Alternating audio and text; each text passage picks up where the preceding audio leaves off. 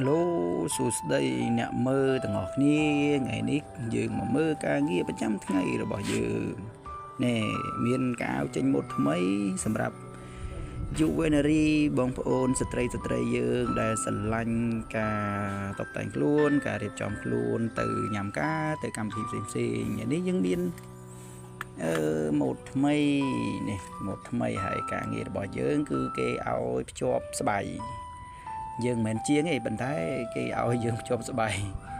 ហើយយើងធ្វើទៅយើងកុំលូណាគេឲ្យយើងធ្វើក៏ធ្វើទៅ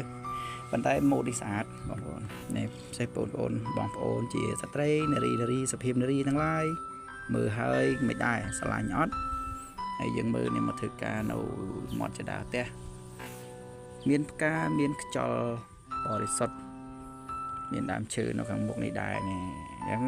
អេមដល់ចឹងណាចាំមើលក្រោយពីភ្ជាប់ហើយចាំមើលវាស្អាតប៉ុន្មានហ្នឹងហើយយ៉ាចាំមើលស្នាដៃជាងម្ដងអេអូ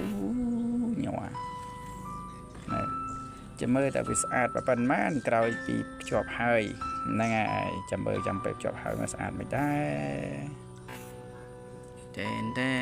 ឥឡូវនេះហើយម៉ូតគេប៉ុណ្ណឹងចាប់ដាក់ម៉ាន់ទីខាងហើយរូបរាងវាអញ្ចឹងស្អាតត្មងជូនទៅដល់អូនបងសុភាពនារីទាំងឡាយត្រូវការកំង